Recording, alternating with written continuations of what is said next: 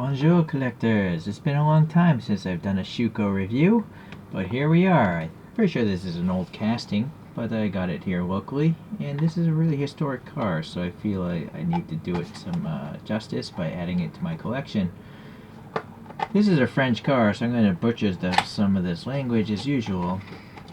I believe this is pronounced deux chevaux, which I guess translates to 2 steam horsepower, or 2 taxable horsepower according to Wikipedia. This is an air-cooled boxer engine of front-wheel drive. It's definitely an economy car. And design criteria were pretty different back in France in 1948 when this car came out. This is designed to cross a freshly plowed field. You know, in the 1930s of France didn't have paved roads everywhere, so they had to have really durable and economical vehicles for the people, to use. So it's kind of like the Volkswagen Beetle for France, or the Austin Mini for England, or whatever other car represents the nation. Let's see. So the original engine had 9 horsepower out of 375 cc's. Later on, this thing spanned for like 4 decades. This thing stopped production in 1990. So this is a very long-running car. And I guess by then they had a 600 horsepower, a 600 cc, 29 horsepower engine. So these are 2-cylinder engines, 2-cylinder boxer engines. This car was also used for Michelin to introduce their first radial tire design. And then, having been in production for 4 decades, 3.8 million of these were produced. They came in many different body configurations. But I know it from this image. For Your Eyes Only, an old Roger Moore James Bond movie. I was a kid when this movie was out. Or maybe it was on public TV by then. And this thing jumped that car. The bad guys are always in some dark vehicles. I think those are Peugeots, right? Alright. What else here? I guess that's really all there is. There's a long travel suspension system, which is why this rear is so jacked up. Again, we got to cross plowed fields here. Alright. So, as far as Schuco goes, they did a nice little paint job on this guy. It's a black bottom with this Bugatti-esque curve here for the gray. The door handles have some protrusions and they're painted silver. There's a silver line separating the 2 colors, so that's pretty cool. And it actually wraps around to become the rain gutter here, or the welding seam of the body here. Hopefully, maybe I lost focus there, sorry. There you go. So that's cool. There's a printed on graphic here for this window. I'm gonna guess this actually flips outwards or inwards. I guess it would make sense outwards. You wouldn't want a window flipping inwards. Okay. So these wheels here, Schuco's rule. They're stamped steel wheels. The hubcaps here are painted silver. These are nice tires. I'm getting into criticizing a lot of brands for having really gnarly tires on road cars, but this thing, crossing a dirt field, these tires actually look like they could be gnarlier. They didn't overdo it, so I think it's a good job, Schuco. So that's a little silver line going here along the base of the vehicle. And then we have some bug eyes here. It looks like a snail to me. This grill is a separate black plastic piece painted silver. There's some orange dots painted on here, but there is a bump. I can feel a bump for that blinker. And then this seems to be, I guess this bumper is part of the metal base. So it looks good. It's got these little tall bumperette things. And then we can see the corrugation here of this thin stamped steel on the real car. So they used really thin steel to keep the cost low, and then they used corrugation to add the strength back, kind of like, cardboard. So it's pretty smart design. Let's see, we have some molded in wiper blades. They are painted silver and they are raised. I get the impression there's black paint around this here as well to represent some molding. This thing is also nicknamed an umbrella on wheels because it has this, folding top. Canvas convertible. And I think a large part of the convertible roof is so you could fit large objects into it for rural usage. Alright. Just looking here. I guess, this black molding is well done. It's the whole casting is painted black, I think. And then by printing this in the gray, they just left the black alone, and that ends up creating the black window molding. So it's actually pretty smart. The back here looks like we have some badges. Let's see if they're legible. Very legible. Very impressive. That literally, I think, says Citroen S. Or is that 2? My screen's so small I can't tell. Some dust or whatnot. Some hinges for the trunk. A little corrugation for strength. The handle here is sticking out. Plastic clear lenses.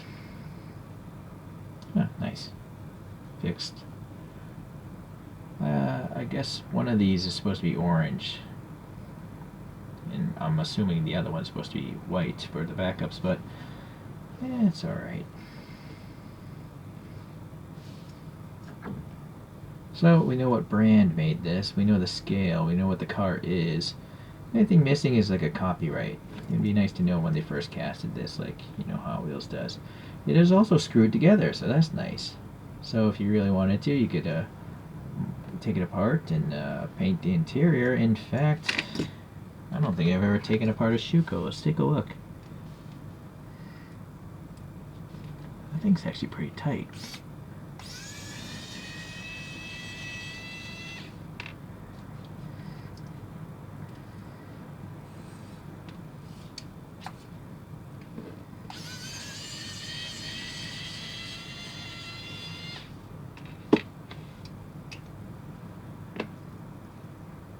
It's so small. A different time. Yeah, you got some ribbing in the seats, the steering wheel. I'm pretty sure that's probably what the steering wheel looks like. It's so funky just being a mono arm steering wheel like that. Cool. Does this come off? I'm sure it must. Or is it glued down? Doesn't want to come off. I'm going to pry away with it and put some paint in here. Alright, here's the underside of this thing. There's 2 rivets holding that one piece of glass plastic in there. Alrighty. I painted this kind of like a light olive. It was really hard to get this thing off. There's just 2 pegs. There's no glue. But I suggest if you like to mod your cars, get a mobile phone toolkit. Just pry this under there and eventually wiggle it off those metal pegs. Let's see if I can get it back in there properly. And yes, I think we... Oh, I thought it might be riding a little high, but I guess it seems okay. Gonna hand tighten these back in. Find a thread.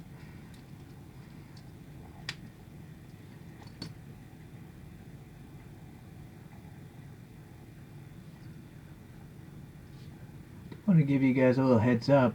I guess this weekend I'll post a video on what might be the nicest 1/64 scale model I've ever purchased. It may actually surpass my Terzo Millennio. So, for you faithful viewers, that is. I try to keep the really expensive, nicer models for the weekends. I'm gonna guess most people work, so they might be too tired to watch videos in the middle of the week.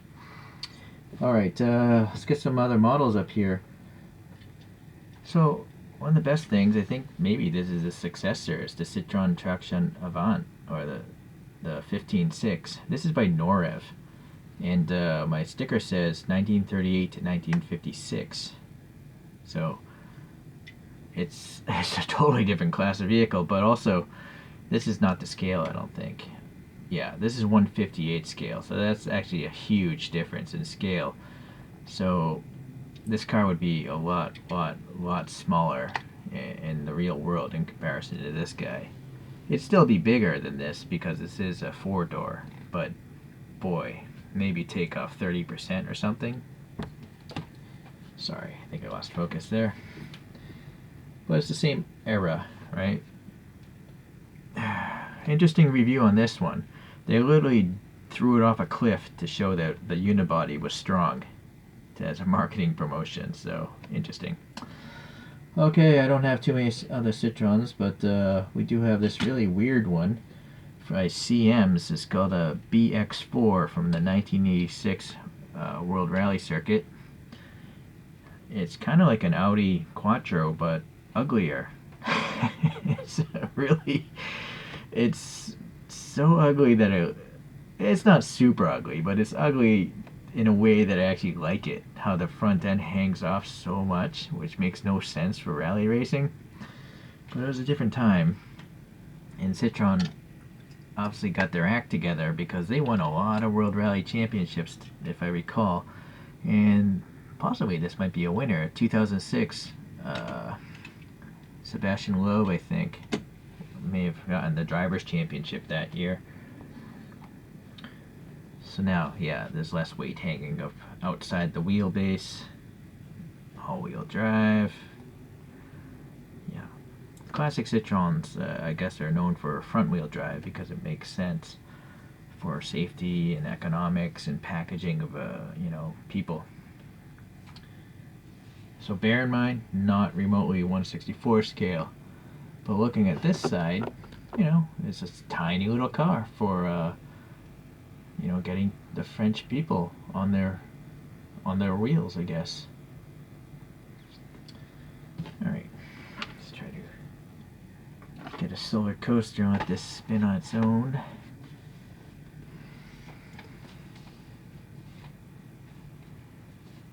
I very often give Schuco, the brand, a hard time.